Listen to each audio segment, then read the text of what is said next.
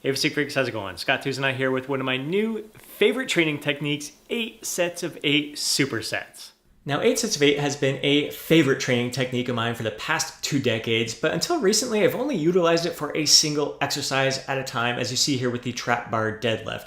Typically, I like to keep the rest period nice and short to around 15 seconds. That usually means I need to reduce the load significantly, usually going with about 60% of what I would normally lift for 8 repetitions. Now, because of that, the first few sets are going to feel relatively easy. It's not till the 4th set where things get a bit more challenging. Then by the 7th and 8th set, the 8th rep is a bit of a struggle there. Now, because those first few sets are nice and easy, I like to program 8 sets of 8 at the beginning of a workout. It really allows me to get into the groove and enhance that mind-muscle connection with the target muscle group.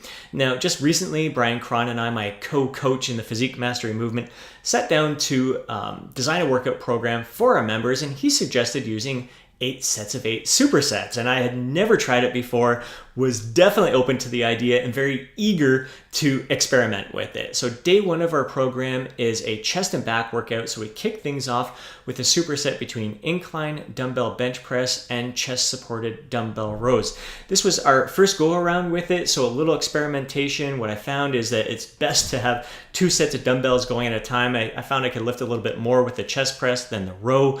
So definitely having 2 sets of dumbbells made things a little bit easier, but we found with working with antagonistic muscle groups, you can go with anywhere between 75% and 85% of what you'd normally perform 8 repetitions with for the movements. We found with this, the pump was absolutely ridiculous, but it was also exhausting. We were sucking wind by the end.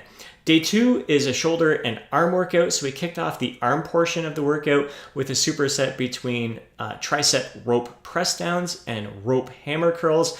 Now, this was not as exhausting as the chest and back superset, but the pump was absolutely freaking ridiculous. It was sickening. And once again, we found with this, we're able to go with pretty damn close to 85% of what we would normally lift for 8 repetitions. Day 3 was leg day, so a nice superset between leg extensions and leg curls, and this was beautiful because we hit squats next, and just the blood flow, the mind-muscle connection just made squats a hell of a lot easier and more fluid. So what we're doing here with 8 sets of 8 is we did the leg extension, leg curl, then rest for 15 seconds. Leg extension, leg curl, rest for 15 seconds. That's what we're doing with all these supersets here. You do the 2 exercises back to back, rest for 15 seconds, and then hit it again.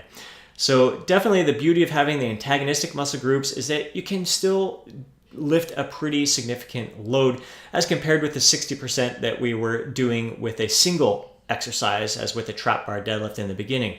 Now, there's no antagonistic muscle group for the shoulders, so this made it a struggle. Here we're doing a superset between the overhead barbell press and lateral raises, and we found with this we had to go with about 50% of what we normally lift for 8 repetitions for these exercises. So some of these sets, you've seen me at the beginning, here I'm at the end, and it's definitely a bigger struggle in these final sets here.